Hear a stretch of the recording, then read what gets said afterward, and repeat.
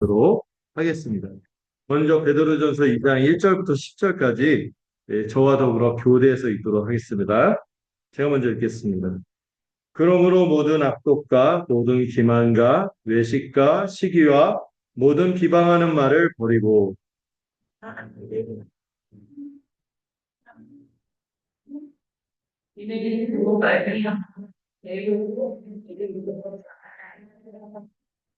너희가 주의 인자하심을 맛보았으면 그리하라.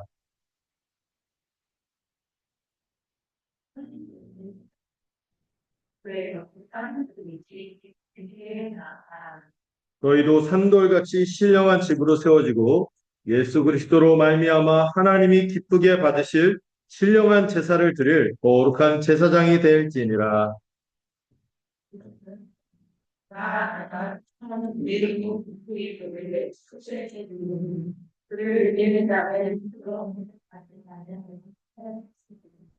그러므로 믿는 너희에게는 보배이나 믿지 아니하는 자에게는 건축자들이 버린 그 돌이 모퉁이의 머릿돌이 되고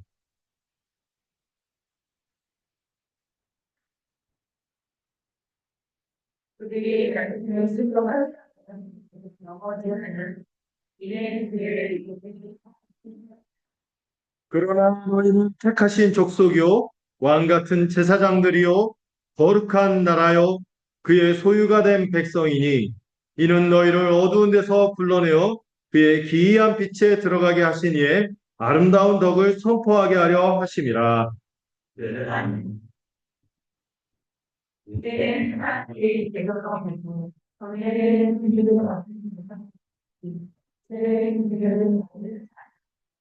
아멘. 오늘도 이제 베드로전서의 말씀을 이어서 살펴보도록 하겠습니다.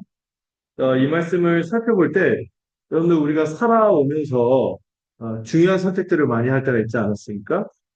인생의 중요한 고비나 달릴 길마다 그런 큰 결정들을 하고 여기까지 왔는데 아마 여러분들도 중에서도 이 인생의 여러 문제 앞에서 지금도 이제 중요한 선택을 앞두고 고민하는 분들이 혹시 있을지도 모르겠습니다. 근데 보면은 우리가 이 문제들을 마주할 때 몰라서 해결하지 못하는 경우보다 사실 문제가 뭔지 아는 거죠. 문제 본질이 뭔지 알고 답도 알지만 그 문제를 둘러싸고 있는 내 욕심, 내 불안함, 내 두려움과 싸우느라고 결단하지 못할 때가 많은 거죠. 특별히 우리가 신자로서 주님을 위해서 사는 길이 무엇인지는 알겠지만 과연 그 길이 내게 유리할까? 어려움에 빠지게 하지는 않을까? 그 길을 가는 것이 또 힘들고 또 내가 치러야 될 비용들이, 대가들이 크지 않을까? 이런 현실적인 계산들 때문에 우리를 복잡하게 만드는 거죠. 그러나 하나님의 뜻이 분명하다는 확신이 든다면은 때로는 이러한 계산들을 과감하게 무시할 때 이 결정이 쉬워지고요. 길도 선명하게 펼쳐지게 되는 것이죠. 저도 이제 30대, 이제 40대, 처음에 30대 이제 신대원에 들어가겠다. 또 신대원에 들어가고 나서도 졸업할 때쯤 내가 어떻게 앞으로 사역을 할까. 제가 그래도 좀 큰 교회, 비교적 역사도 오래되고 큰 교회 있었지만은 이렇게 그런 인프라를 구축하고 뭐 커리어를 쌓고 이렇게 가는 게 아니라 그렇게 가는 거 말고 정말 주님을 기쁘시게 하는 게 뭘까 이렇게 생각할 때 조금 어렵고 더디지만 어떤 이 길을 가야겠다 하고 선택했는데 그리고 나서 저는 그게 저한테 뭐 근심을 주거나 굉장히 낙심하게 하거나 어렵게 하거나 이러했던 것보다는 그런 일도 있었지만은 대부분 참 저 스스로에게도 하나님께 감사하고 자부하게 한 길로 이끌어 오셨다고 믿거든요. 이게 이렇게 한번 선택하고 나면요. 뒤돌아서지 않으리 이런 찬양이 있었죠.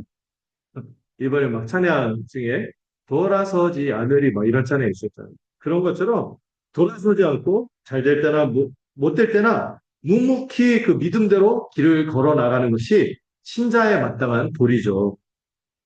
오늘 이 주어진 베드로전서 2장의 말씀은 우리가 이 땅에서 어떤 선택을 하면서 살아가야 하는지 그 선택의 근거가 어디에 있고 이 선택하도록 하는 또 그렇게 살게 하는 힘은 이 동력은 어디에서 오는지를 보여주는 말씀이라고 볼 수 있어요. 2장이 그래요.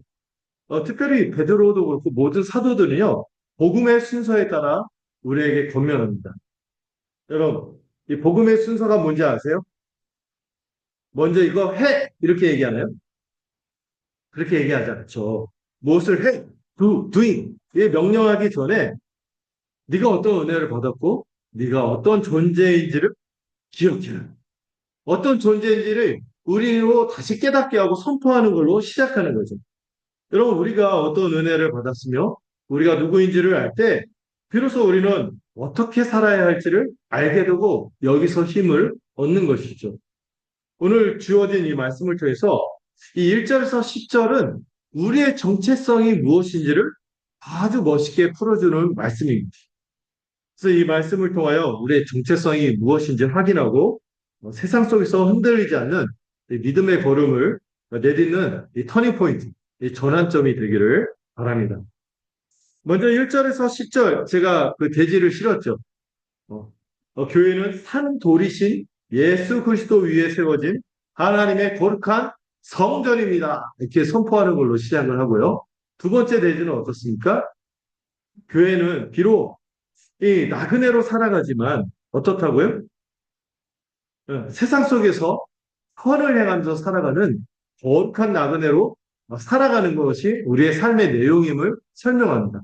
그리고 마지막으로는 뭘 얘기하냐면 이렇게 살아가게 하는 힘이 어디에서 옵니까? 뭐죠? 주님의 본을 따라가는 자발적인 종의 모습으로 살아가도록 하는 그 은혜가 주어진다고 오늘 이 세 가지 흐름으로 말씀을 나누고자 해요. 자, 먼저 1절에서 10절. 베드로는 먼저 우리가 누구인지 우리의 근본적인 정체성을 선포하는 겁니다. 근데 이 정체성을 뭐라고 설명한다고요? 산돌 위에 세워진 성전. 산돌. 물건을 썼다는 그 의미가 아니죠. 여기 산이 뭐죠? 리빙. 돌. 리빙스톤.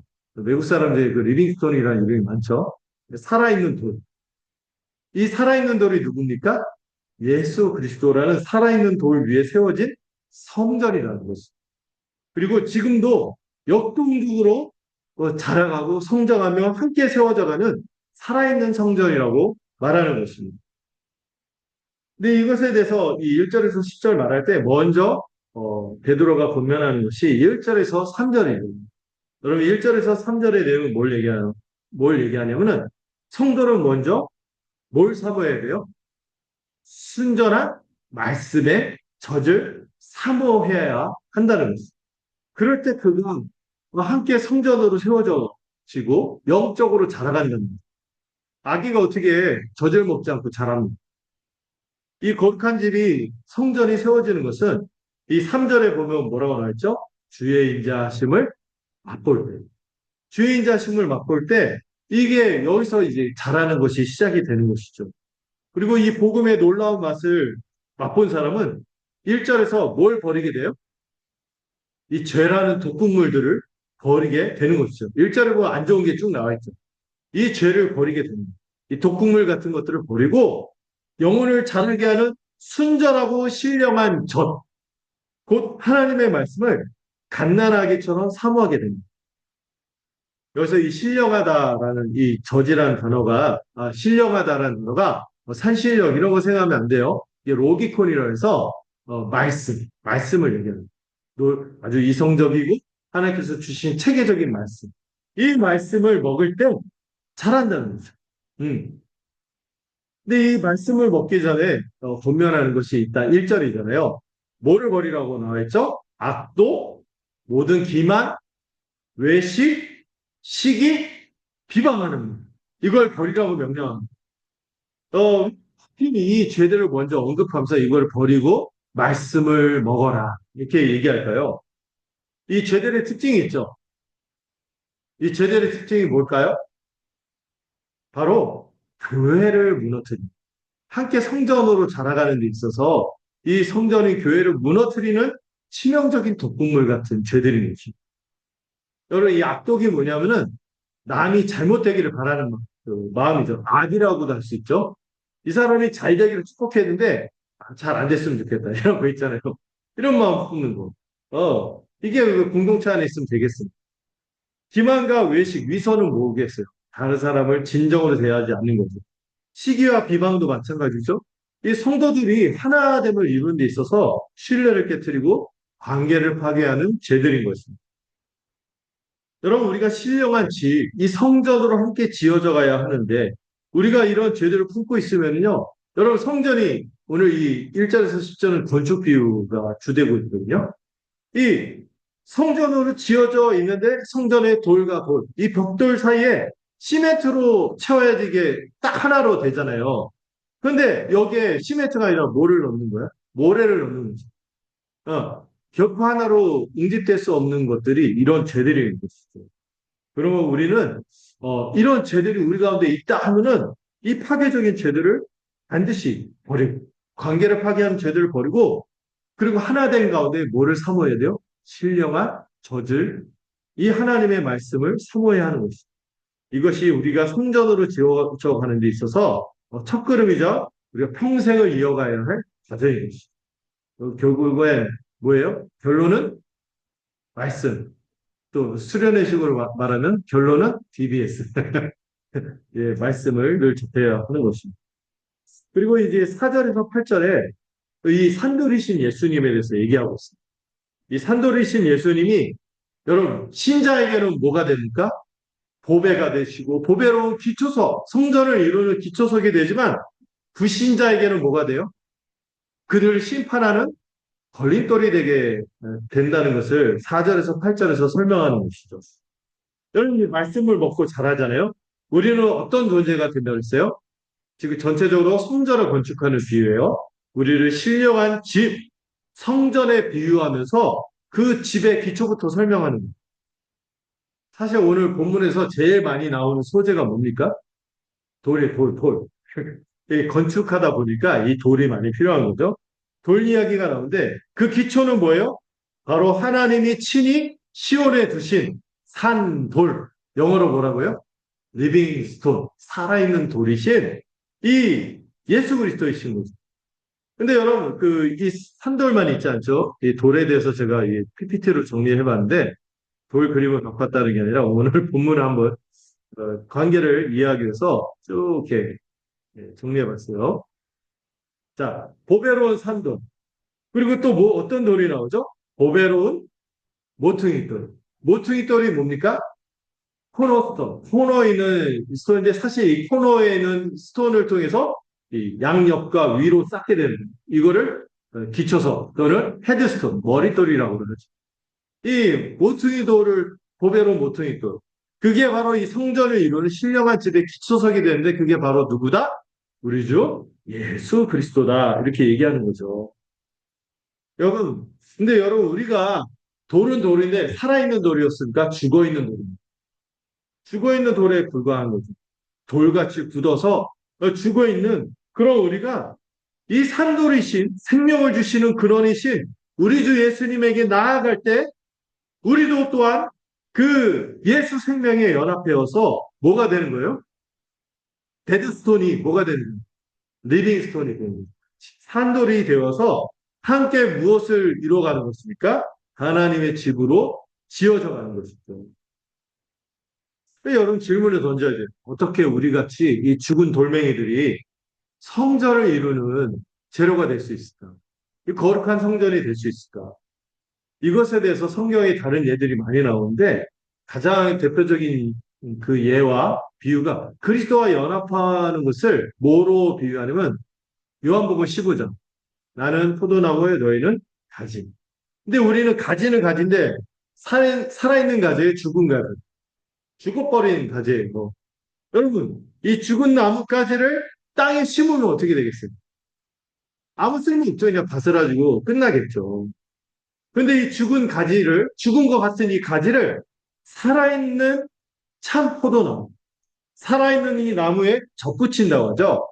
이 접붙이면 어떻게 됩니까? 신기하게도 그 가지가 살아나기 시작합니다.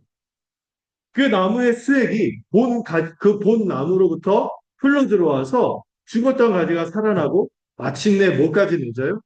열매를 맺게 되는 것이죠. 이것이 바로 그리스도와의 연합인 것이죠. 우리 스스로는 죄로 인해서 죽어서 아무 생명력 없는 존재였어요. 죽은 돌멩이요?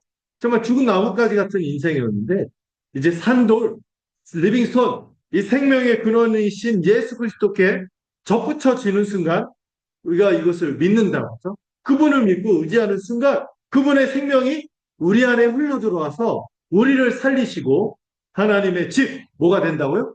성전이 되는 열매를 맺게 된다는 거죠. 음. 근데요, 이 성전의 기초소, 리빙스톤, 산돌이자 코너스톤, 이 모퉁이 돌 앞에서 정확히 두 가지 반응이 나타나게 됩니다. 먼저 믿는 자들은 어떻게 됩니까? 이 돌이 지극히 보배로운 구원의 반석이 되지만 믿지 않는 자들, 믿지 않는 자들에게는 그게 뭐죠? 오늘 본문의 다른 표현에 보면 건축자의 버린 돌. 원래 건축자들이 이 돌을 써야 되는데 그 돌을 눈여겨보지 않고 버리죠. 이 버린 돌이 뭐가 돼요? 부딪히는 돌이 돼요. 걸려 넘어지게 하는 바위가 되는 것입니다. 이게 원래 사실 이 심판의 이미지인데 여러분 아래에 있어서 걸려 넘어지기도 하고 그 부딪히는 돌이라 할 때 위에서 그 떨어진 그 이미지를 같이 씁니다. 음. 결국 그리스도 한 분을 기초로 해서 그 기준으로 해서 세상은 믿느냐 믿지 않느냐에 따라서 무엇과 무엇이 결정되는 거예요? 구원받아 천국 백성이 될 것이냐 아니면은 이 말씀을 순종하지 않으므로 심판받을 자가 될 것이냐 이렇게 나누어지게 된다는 것이죠. 안타깝게도 옛 언약 백성인 이스라엘 사람 중에서 많은 사람들이 이 말씀을 순종하지 않으면 건축자의 버림도 그들이 건축자였는데 예수 그리스도 이 산돌이신 예수 그리스도를 버림으로 어떻게 됐어요? 이 보배이신 예수님을 믿지 않고 버렸기 때문에 그들에게 주님은 뭐가 되고 말았습니까? 심판의 걸림돌이 되고 만 것이죠. 그러나 그 불순종하고 불신앙 가운데 있는 그들과 달리 우리는 어떻습니까? 바로 그 보배로운 산돌, 그 돌 위에 굳게 서 있는 자들인 것이죠. 자, 그러면은 여러분 더 나아가서 이 우리가 이 하나님의 예, 은혜를 긍휼로 우리가 어떤 존재가 되었는지를 이 본문을 좀 더 전진해서 설명해요. 그래서 설명하는 것이 5절에도 나오고 9절과 10절에도 나옵니다. 한편에서는 우리가 성전이 됐다고 했죠. 성전만 되는 것이 아니라 모두 되어 왕 같은 제사장이 또 그분의 뭐가 되는 거예요?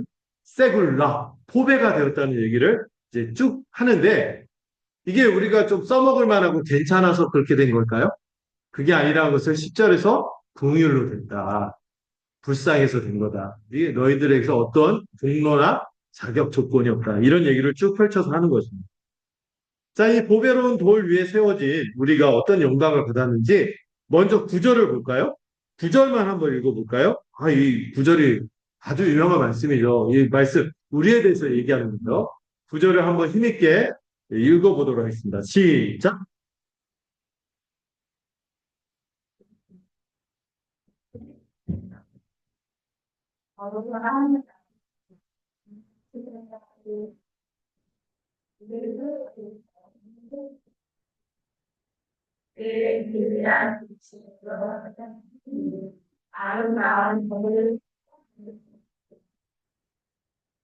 네. 여러분, 이 베드로전서 9절이 2장 9절이 되게 유명한 말씀이면서 출애굽기를 읽은 또 출애굽기를 우리가 살펴본 우리는 이 말씀 이거 어디서 들었는데 어디서 들었죠? 서역에서 들었죠. 어디에서 들었죠? 시내산에서 하나님의 백성이 출애굽해서 하나님의 백성이 되기로 그들이 언약을 맺을 때 하나님이 주신 말씀입니다. 이 말씀 한번 읽어볼까요? 같이 읽어보겠습니다. 시작.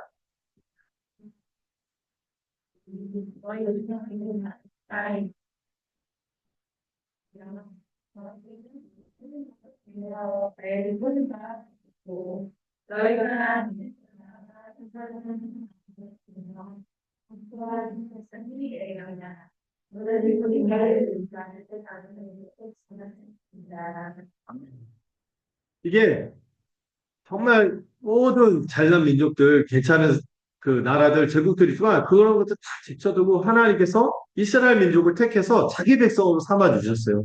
그때 맺은 보배로운 언약의 문구죠. 모든 민족 중에서 내 소유, 이 단어가 오늘도 나오죠. 2장 9절에도. 이 소유란 단어가 뭐라고 했어요? 오늘 본문에 나오는 표현하고 비슷한데 보배, 보물, 쇠굴 이 단어를 쓰는 거죠. 그리고 왕 같은 제사장이라고 번역했는데 구약의 원래 표현이 너희가 제사장 나라가 되는 것이다. 너희가 나에게 속한 거룩한 나라가 될 거야. 거룩한 백성이 될 거야. 이 말씀을 주셨는데 여러분 이 말씀이 알고 보니까 혈통적인 이스라엘이 아니라 누구를 향한 말씀이었어요? 예수 그리스도, 산돌이신 예수 그리스도를 믿는 우리에게 적용되는 말씀이라고 베드로가 연결해서 설명하는 것입니다. 여러분 그래서요 우리는 이제요 죽은 돌멩이가 아니라 거룩한 산돌이신 우리 주님에게 연합되어서 거룩한 성전이 된 것입니다. 할렐루야. 아멘. 그런데 그걸로 끝나는 것이 아닙니다. 우리가 하나님의 백성이 됐다는 것은 하나님의 것으로 어떻게 됐다는 얘기도 해요. 거룩해졌는데 이 거룩해졌다는 것을 이 장소로만 설명하지 않고 뭐와 뭐로도 설명하는 거예요. 우리가 거룩한 장소가 되었을 뿐만 아니라 거룩한 사람이 되었고 우리가 거룩한 물건을 하나님께 거룩한 예물을 하나님께 드리는 그런 존재가 됐다. 성전, 제사장, 제물 이 모든 비유들을 써서 우리가 하나님께 완전히 속한 거룩한 자가 되었다는 것을 강조하고 있습니다. 하나님이 거하실 만한 거룩한 성전이 되었죠. 장소. 또 담대히 하나님께 나아갈 수 있는 왕 같은 제사장, 거룩한 제사장, 사람이 되었고 또 하나님이 기쁘시는 하나님의 보물로서 거룩한 산, 재물, 예물이 됐다. 이걸 선언하는 것입니다. 그렇다면 여러분 우리가 이 성전에 대해서 이미 살펴봤고 우리가 제사장이 됐잖아요. 제사장이 하는 게 주된 게 뭐예요? 이름이 제사장이니 제물을 드리고 제사를 드리는 거죠. 그러면 우리가 구약 백성처럼 제물을 드릴까요? 아니죠. 이 신약 시대 우리가 어떤 제물을 드려야 할지를 이 성경이 곳곳에서 말하는데 어떤 제사를 드립니까? 어떤 제사를 드리는가 우리가 먼저 살펴봤습니다. 먼저 히브리서 13장 15절 읽어볼까요? 시작.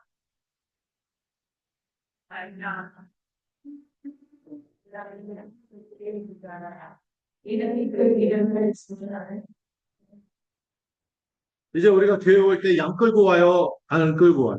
그럴 필요가 없습니다. 우리는 단번에 피를 흘리신 예수 십자가 은혜를 의지하기 때문에 다만 그 예수로 말미암아 뭐를 드리는 사람들이에요? 찬송의 제사를 드리는 사람입니다. 이걸 우리 쉽게 얘기하면 두 글자로 예배하는 사람. 하나님께 예배함으로 우리는 제사 드리고 하나님께. 그리고 우리가 실제로 막 양을 잡고 피를 흘리고 이럴 필요가 없어요. 이미 예수 그리스도의 십자가 보혈을 힘입어 그래서 우리가 예배하며 이 찬송의 제사를 드리는 것입니다. 두 번째로 우리가 어떤 제사를 드릴까요? 히브리서 13장 15절에 이어서 16절에서 뭐라고 합니까? 읽어봅시다. 시작.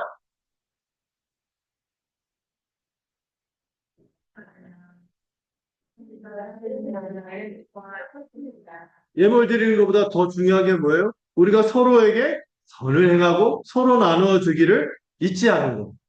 그러니까 예배에 이어서 뭐가 있는 거예요? 성도의 교제를 충만하게 하는 것. 이것이 우리가 하나님께 드리는 신약 백성인 제사라는 것이죠. 이것을 종합해서 뭐라고 해요? 온몸으로 드리는 거룩한 산제사. 로마서 12장 1절도 한번 읽어볼까요? 시작!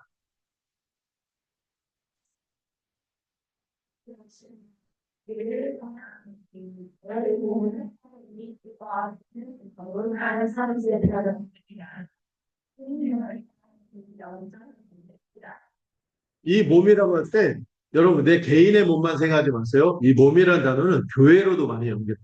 우리가 함께 교회로서 일상을 살아가는 그냥 주일에만 교회가 아니라 일상에서도 뭐로 살아가는 거예요? 우리가 교회가 되었음을 기뻐하며 교회답게 막 온몸으로 살아가면은 그것이 하나님께 드릴 만한 뭐가 된다? 제사가 된다는 거예요. 마지막으로 어떤 제사가 또 있습니까? 로마서 15장 16절 읽어보겠죠? 읽어보시죠. 시작.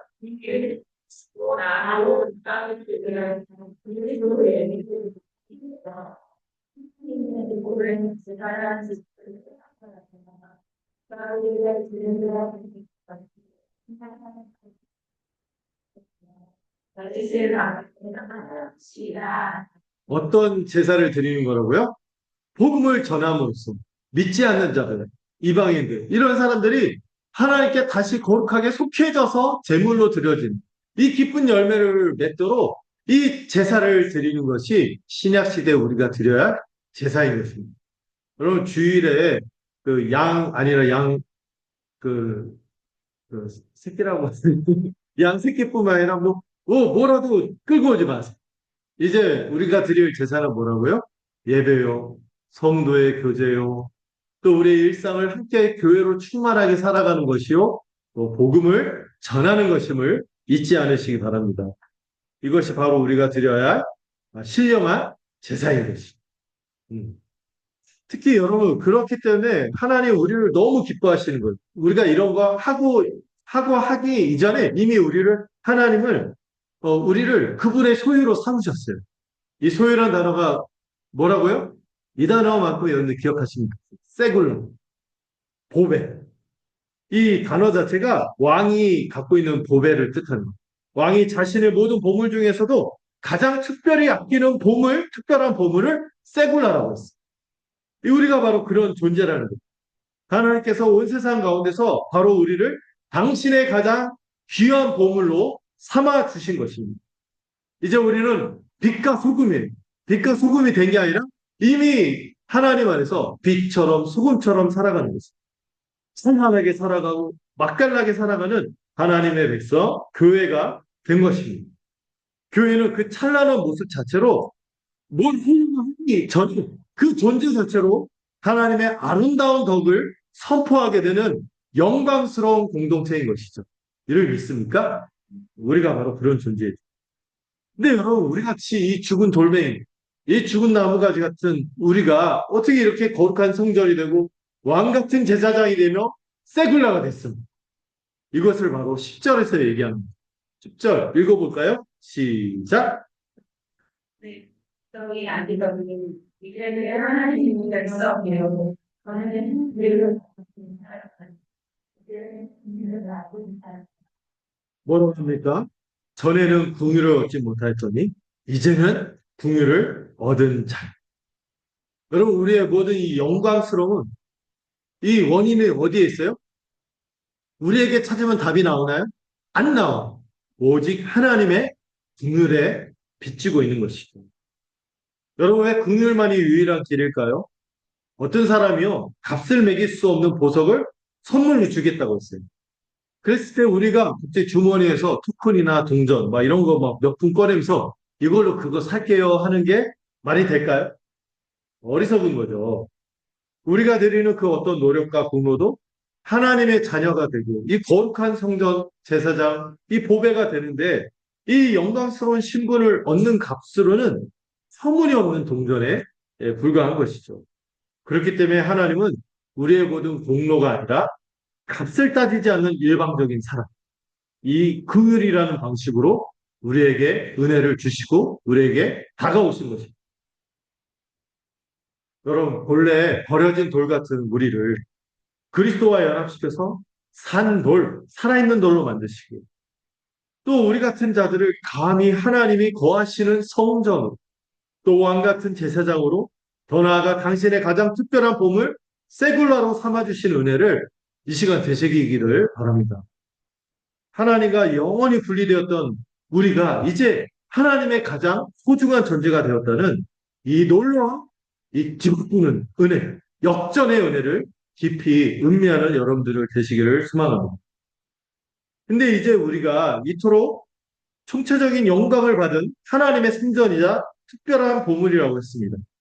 근데 이 거룩한 성전이요, 이 보물이 어디 가운데 놓여져 있죠? 어디에 놓여져 있죠? 세상과 격리된 안전지대에 있는 게 아니라는 것입니다. 우리가 앞에서 그토록 순전하고 신령한 젖을 삼아야 한다고 배우지 않았습니까? 여러분, 바로 이런 영적인 양식을 충분히 공급받을 때만 우리는 이 두 번째 대지에서 다루는 이 세상에서 나그네로 살아가는 처지, 때로 부당하게 고난을 당하는 이 처지, 이 거친 돌멩이를 소화해낼 수 있는 영적인 힘을 얻을 수 있기 때문이죠. 베드로는 이 영광스러운 성전이 어디에 놓여져 있다? 저 구름 위에 있다는 것이 아니라 이 세상의 한복판, 불신자들이 가득한 세상 속에서 오해가 있고 부당함이 넘실대는 그곳에 서 있다는 현실로 우리의 눈을 돌이키는 것이죠. 이제 우리의 영광스러운 신분이 우리의 고단한 일상을 새롭게 해석하도록 하는 것입니다.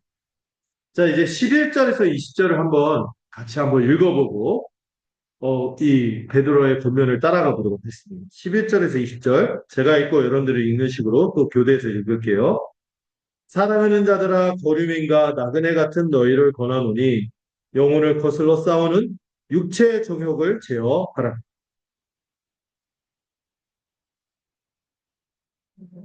너희들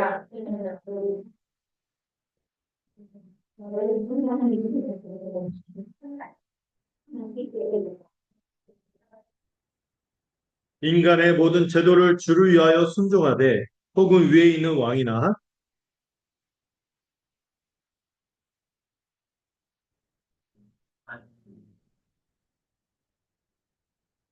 곧 선행으로 어리석은 사람들의 무식한 말을 막으시는 것이다.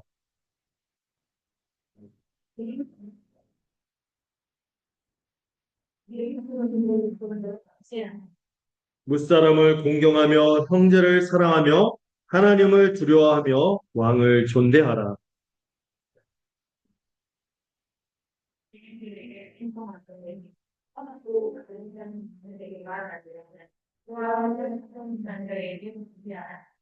부당하게 고난을 받아도 하나님을 생각함으로 슬픔을 참으면 이는 아름다우나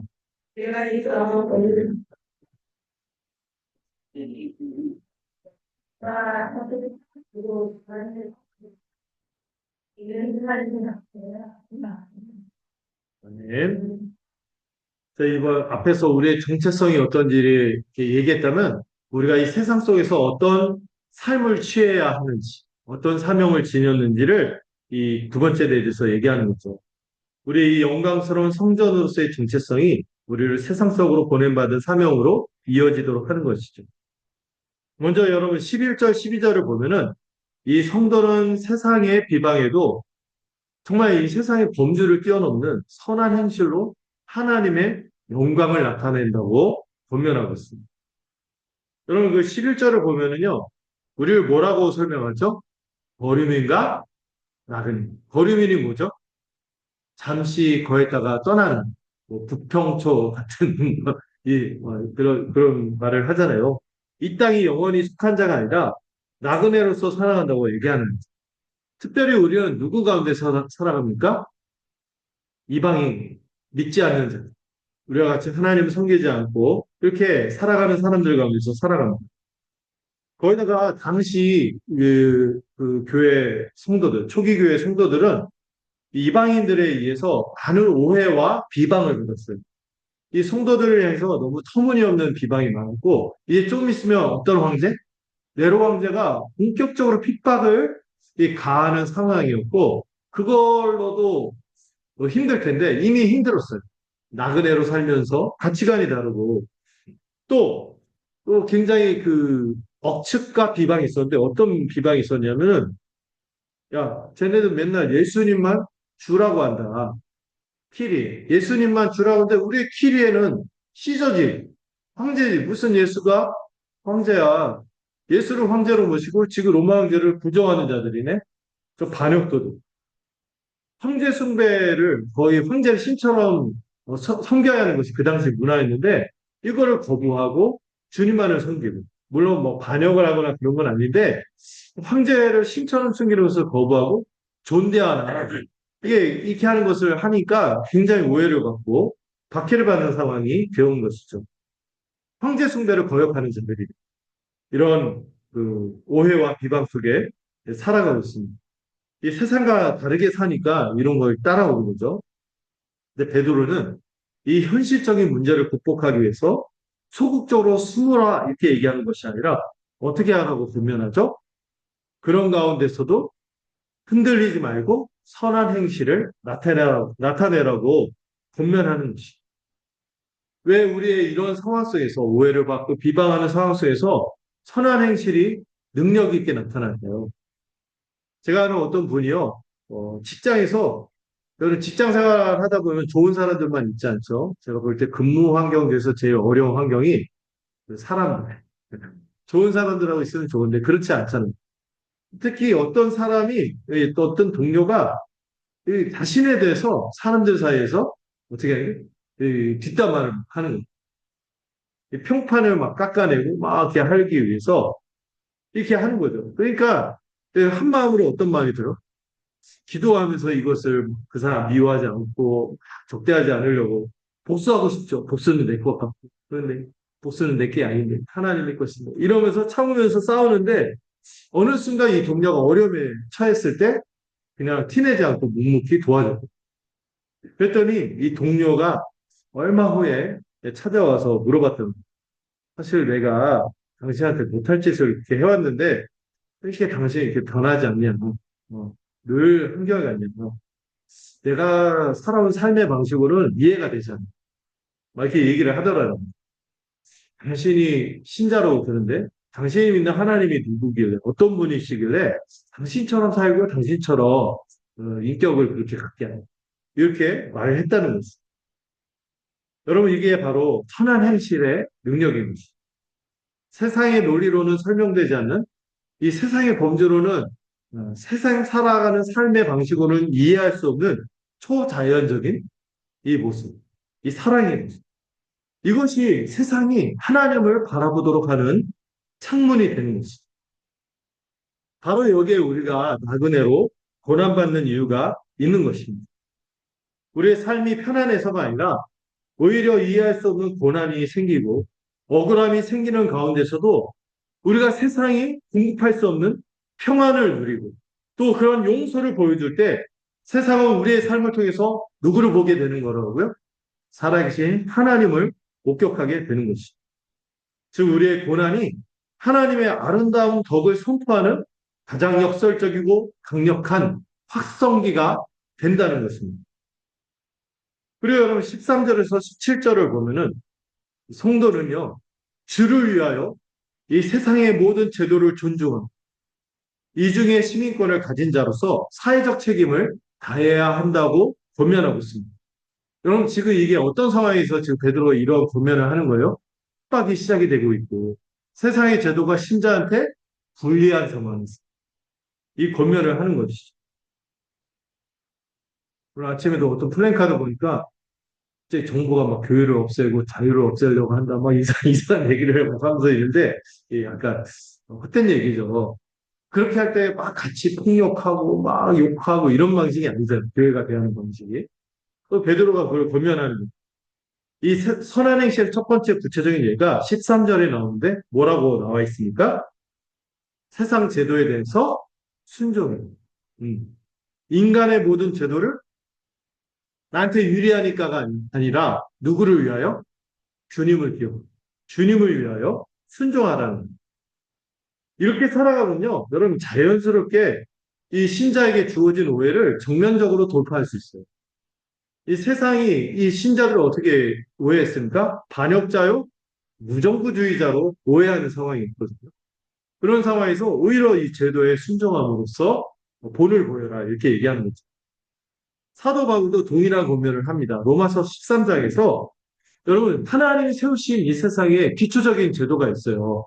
우리가 구원을 이루어갈 수 있도록 우리의 삶을 영위할 수 있도록 세 가지 제도 주셨다고 했죠. 가장 기본적인 제도가 뭐라고 했습니까? 가정, 그다음에 교회, 그리고 국가가 있는 거죠. 그리고 여러분 믿어야 할 것은 이 국가의 흐름도 하나님의 주권 아래에 있다는 것을 우리가 믿어야 하는 것이죠. 바울은 적극적으로 국가를 하나님의 사역자라고도 설명합니다. 이 루터가 이런 얘기를 했어요. 하나님의 오른손이 교회 위에 머물러 있다면 하나님의 왼손이 어디 위에 있다? 세상 국가 위에 머물러 있다.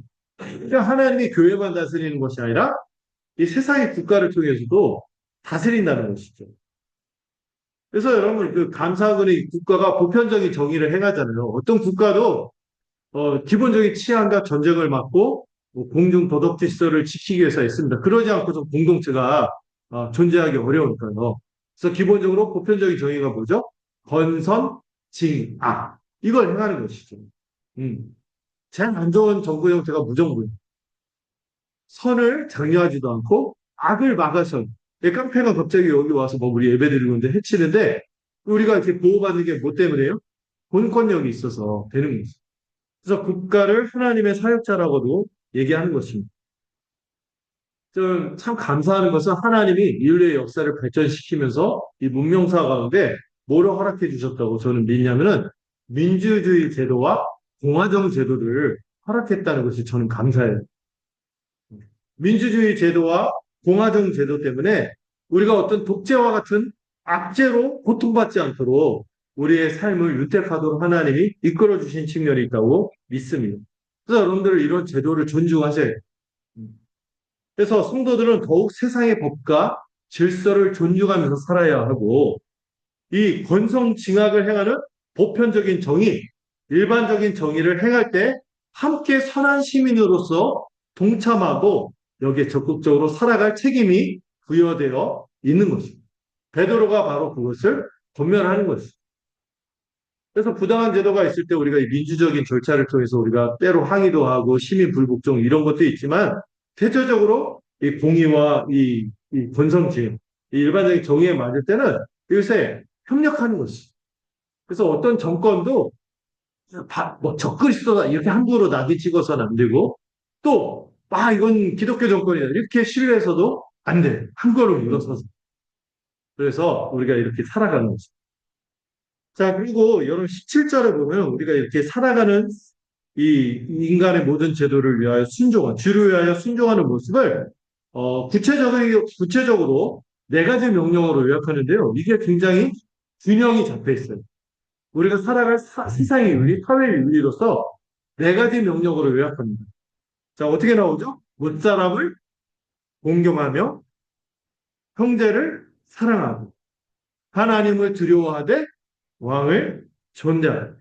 근데 이게 묘한 그 각각이 이 두 개씩 세팅이 되면서 이 각각 이 두 개도 서로가 상보적인 관계가 돼요. 서로 보완하는 관계가 돼요.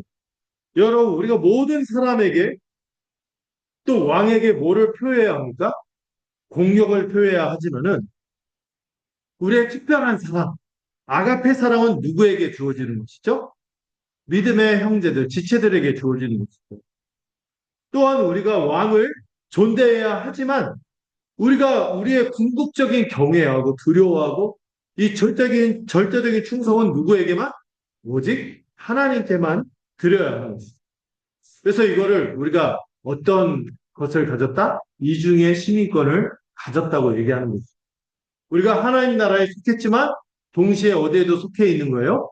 이 세상의 시민으로 속해 있는 자로서 세상과 교회를 향한 그 의무의 우선순위를 분별하면서 살아가야 하는 것이죠.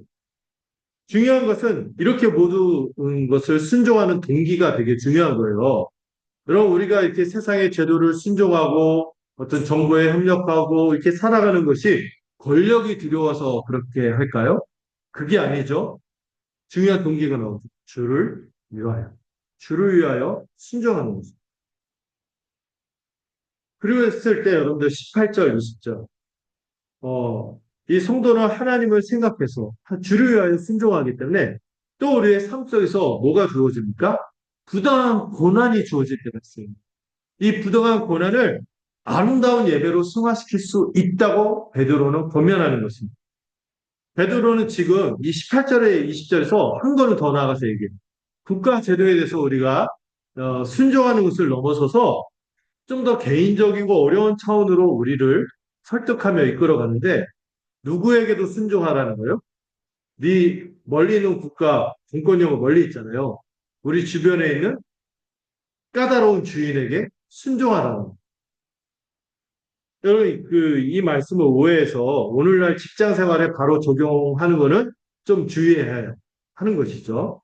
이 말씀 갖다가 어떤 분들 문자적으로 받아서 회사에서 부조리한 요구를 할 때, 막 인격을 막 학대하고 불법적인 착취를 하는데도 수능해라. 이렇게 적용해서는 해석해서는 안 되는 것이죠. 우리는 그 사람의 인격이나 부당한 행동에 동의하라는 말씀이 아닌 거예요. 하나님이 어떤 조직이든 어떤 제도에 속해 있든 여러분들 직장이든 이렇게 들어가면은 거기에 허락되어 있는 질서가 있어요. 공공선을 위한 질서가 있고 공고의 유익을 위한 질서가 있고 그래서 그 사람이 부여된 그 사람의 인격을 맹종하라는 게 아니죠. 행동형을 맹종하라는 것이 아니라 그 사람에게 부여되어 있는 포지션, 뭐죠?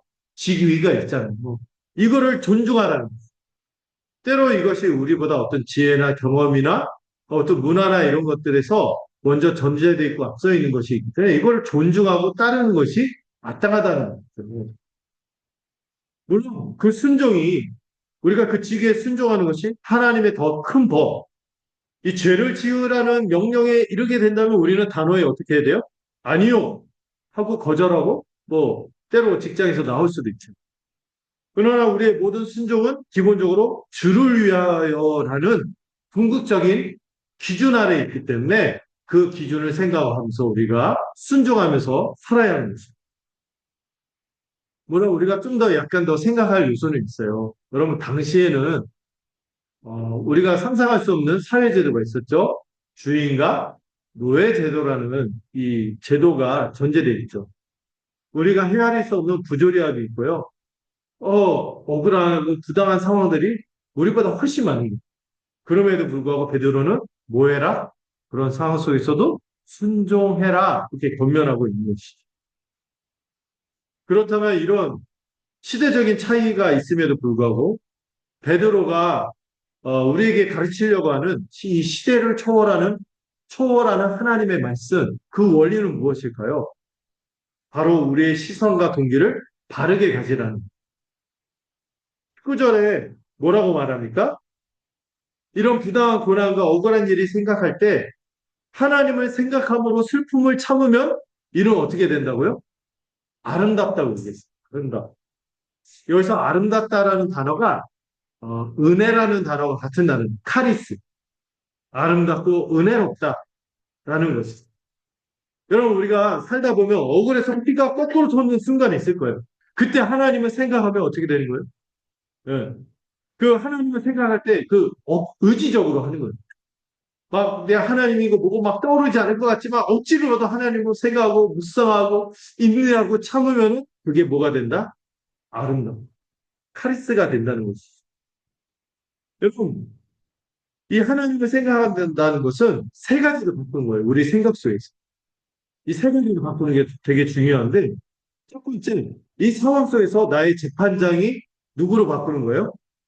내 억울함을 풀어줄 사람은 저 사람한테 해코지해서 저 사람을 통해서 이 판결을 듣는 것이 아니라 모든 것을 공의로 심판하시는 하나님 한 분이시. 하나님이 나의 재판장. 이걸 생각하는 거예요. 두 번째로, 나의 감격을 바꾸는 것이. 나는 바로 두 사람 앞에서 연기하는 것이 아니라 내가 하늘의 하나님 앞에서 예배하고 있는 자로서 이 상황을 생각하는 거예요. 세 번째로, 나의 목적을 바꾸는 것입니다. 지금 내 목표는 내 자존심을 지키는 것이 아니라 이 상황 속에서도 내가 신자로서 그리스도의 성품을 드러내는 것입니다. 뭐를 바꾼다고요? 나의 재판장을 바꾸고 내 관객을 바꾸고 내 대상을 바꾸고 세 번째, 내 목적을 바꾸는 것입니다.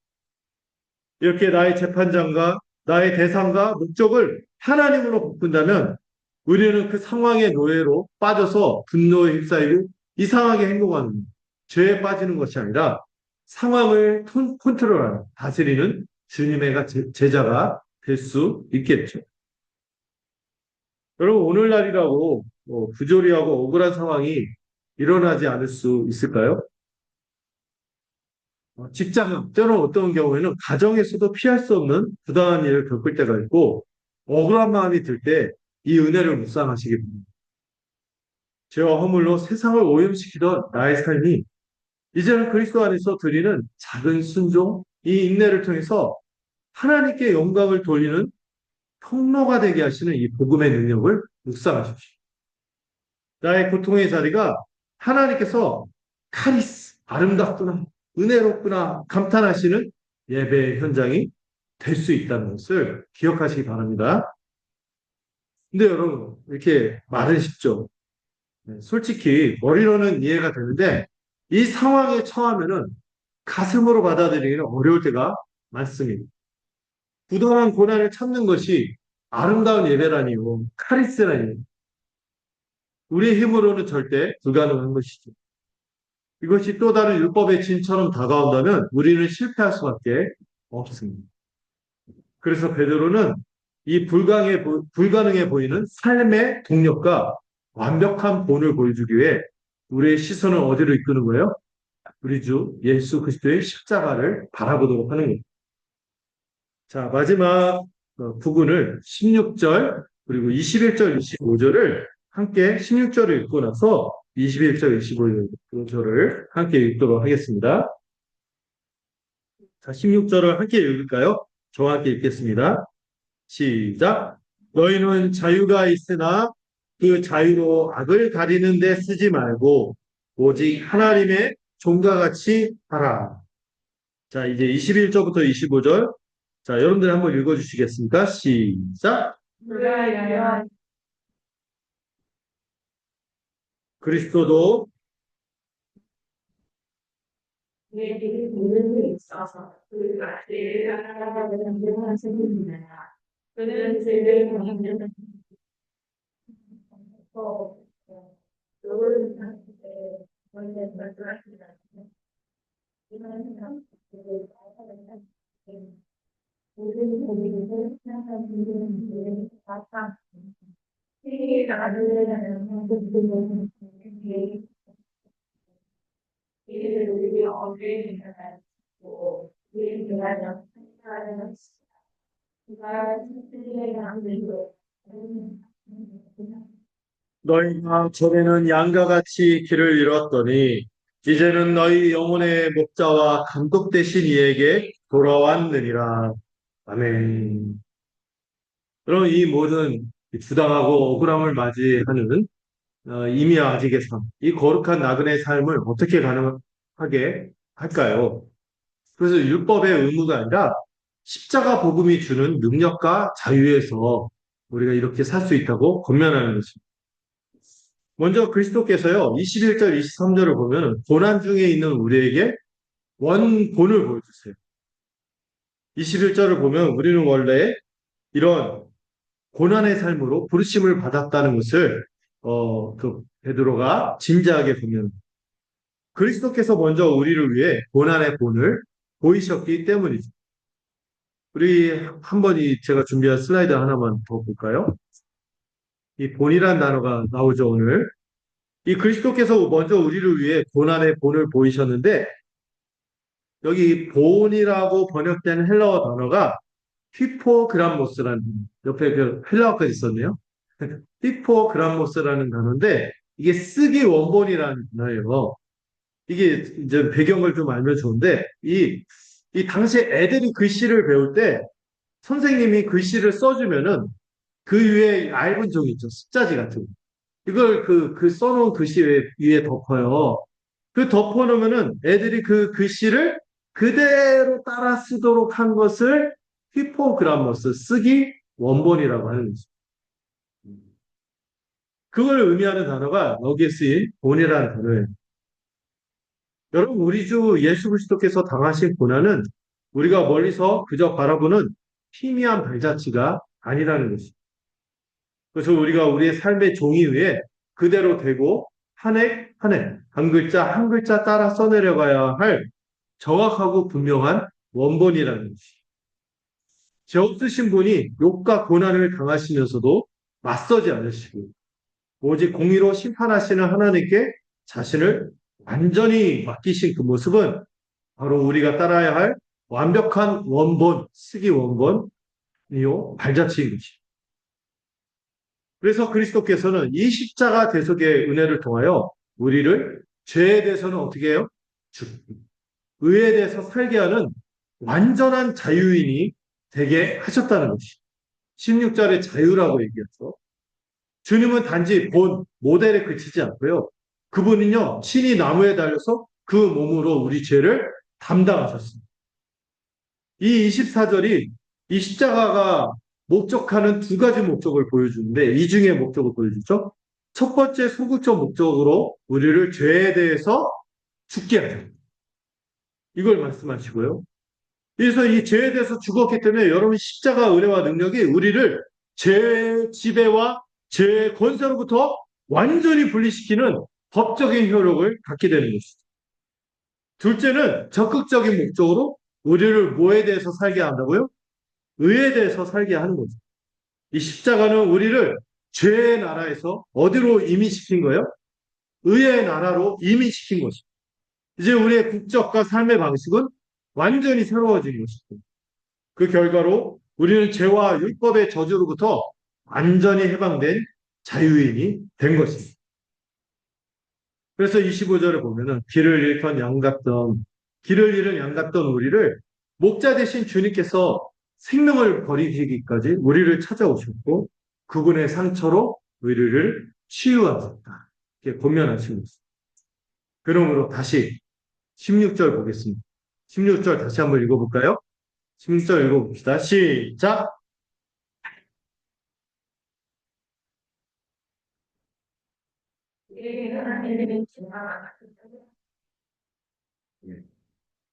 여러분, 성도는 우리 주 예수 그리스도께 받은 참된 자유를 누리고 기쁨으로 하나님의 뜻에 순종하는 자발적인 종이 되기를 선택하는 자들. 여기서 복음의 역설적인 능력이 나타나는 거예요. 우리는요, 구원을 잃을까봐 두려워해서 순종하는 자들이 아닌 거죠. 이미 모든 저주에서 해방된 완전한 자유인이 된 것입니다. 그 자유가 있기에 우리는 기도하면서 그 길을 선택할 수 있는 것입니다. 사실 우리에겐 자유가 있어요. 이 불의와 환경을 떠날 자유도 있고, 그럼에도 하나님의 더 큰 영광을 위해서 잠시 그 자리에 머물며 이 부당하고 억울한 상황을 참으며 선을 행하기로 결단할 자유도 있는 것입니다. 이 말로 다 할 수 없는 사랑을 맛본 자유인으로서 우리가 어찌 16절에 있는 권면처럼 자기 욕심을 위해서 자유를 쓸 수 있겠습니까? 그래서 우리는 기쁨으로 자발적으로 하나님의 종이 되기를 선택하는 것입니다. 세상은요, 자유를 어떻게 설명하죠? 모든 것에서 막 자유하게 되고 해방되는 것을 자유라고 설명하죠. 하지만 여러분, 그런 자유가 진정한 자유인지 생각할 필요가 있습니다. 여러분, 선로가 있잖아요, 선로. 기찻길이 이렇게 있는데, 기차가 나 자유할래 하고 선로를 이탈하면은 이게 자유로운 걸까요? 오히려 기차를 탈선하게 하고 그 궤도에서 벗어나서 자유로운 것 같지만 멈춰서거나 아무 데도 가지 못하거나 많은 사고가 일어나서 어려움이 생기게 되는 것이죠. 이걸 자유라고 하지 않습니다. 그 선로를 따라갈 때 자유를 맛볼 수 있는 진정한 자유는 자신에게 맞는 선로 위를 달릴 때 주어지는 겁니다. 또 이 자유에 대해서 생각해 보겠습니다. 여러분, 그 피아니스트들 중에서 제가 그 피아노 소품을 되게 좋아하고 막 듣는 걸 좋아하는데 굉장히 유명한 그 연주자들 있어요. 막 이 연주자들이 있는데 이 연주자는요, 악보에 종속돼 있어요. 이 악보대로 치기 위해서 늘 치는데도 불구하고 하루에 몇 시간씩 보통 피아니스트들이 연습에 한 8시간을 소요합니다. 이 악보대로 치기 위해서. 고된 연습에 종속되어 있어요. 그러나 이 위대한 피아니스트들이 바로 그 자발적으로 종처럼 그 악보에 메어서 연습할 때 보통 사람은 연주할 수 없는 아름다운 음악을 창조하는 진정한 자유를 가져다 주는 것이죠. 우리도 마찬가지입니다. 우리를 창조하신 하나님의 뜻이라는 선로 위에 우리 자신을 기쁨으로 올려놓을 때, 또 그분의 말씀이라는 악보에 우리의 삶을 기꺼이 매이고 철저히 하나하나 종속시키며 따라갈 때 우리는 비로소 가장 우리다운 모습이 가장 영광스러운 삶을 연주하는 3대 자유인이 되는 것입니다. 이것을 율법의 속박이라고 할 수 없어요. 오히려 은혜에 압도된 자로서의 사랑을 나타내는 모습인 것이죠. 여러분, 이 역설적인 은혜를 묵상하시기 바랍니다. 우리를 이 죄의 형벌에서 해방시킨 이 십자가가 이제는 고난의 길을 걸어갈 힘과 방향을 알려주는 사랑의 이정표가 되었다는 사실을 기억하십시오. 우리는 더 이상 율법의 노예가 아니라 어디 아래에 있는 은혜 아래에 있는 자유인임을 기억하시기 바랍니다. 그리고 이 자유가 우리를 방종이 아니라 사랑에 겨워서 기쁨으로 순종하는 자발적인 종으로 만들 것을 믿습니다. 이 깊은 은혜를 마음껏 누리시기를 바랍니다. 이 말씀을 맺어볼게요. 오늘 이 말씀은 우리에게 궁극적인 선택을 요구합니다. 세상이 주어지는 이 선택의 기로에서 이 질문들 앞에서 우리는 어떤 선택을 하는 자들입니까? 나는 하나님의 거룩한 성전이 되었어. 이것을 기억하고 선택하는 자들. 현실에 주어지는 압박 앞에서 십자가를 따르는 자유로운 종으로 살기를 선택하는 거죠. 우리는 이 정체성을 자주 잊곤 하기에 그래서 일주일에 한 번에 있는 거예요. 그때마다 일주일에 한 번은 모자라니까 수요 예배도 있고 금요 예배도 있고 막 토요일에도 막 모여서 때때마다 모이기를 했쓰는 거지. 그래서 이 교회로서 우리가 함께 지어져가는 성전임을 늘 확인하는 것이 신령한 저주를 사모하면서 나그네의 삶을 서로 격려하는 하나님 나라의 대안을 보여주는 공동체인 것입니다. 우리의 순종은요, 사랑을 얻기 위한 노력이 아니죠. 이미 하나님께서 우리를 긍휼히 여겨주시죠. 긍휼, 기억하십니까? 십자가? 긍휼히 여겨주셨고, 이미 어마어마한 십자가 은혜를 받은 자들이죠. 그 은혜에 대한 기쁨의 응답으로 살아가는 것이 우리의 순종인 것입니다. 이번 한 주도 우리 각자 삶의 자리에서 이 아름다운 순종을 통해 빛나는 성전으로 거룩한 나그네로 살아가시기를 주님의 이름으로 축복합니다. 기도하겠습니다. 참 좋으신 하나님 아버지, 긍휼로 우리를 불러 주셔서 죽은 돌멩이 같던 우리를 살아있는 성전과 주님의 특별한 복을 세굴라로 숨어주시니 감사드립니다. 이 영광스러운 정체성을 잊고 세상의 방식대로 분노와 원망 속에 살았던 저희의 연약함을 용서하여 주시옵소서. 이제 기도하오니 십자가 능력으로 저희를 새롭게 하여 주시고 우리를 자유롭게 하신 이 놀라운 사랑에 감격하여 기쁨으로 주님의 종이 되기를 선택하는 믿음을 허락하여 주시옵소서. 이번 한 주 우리의 정체성을 기억하며 아름다운 순종을 통해 세상 속에서 빛으로 살도록 함께하여 주시옵소서. 우리를 구원하신 우리 주 예수 그리스도의 이름으로 기도드렸습니다. 우리 함께 찬송가 508장 함께 부르도록 하겠습니다.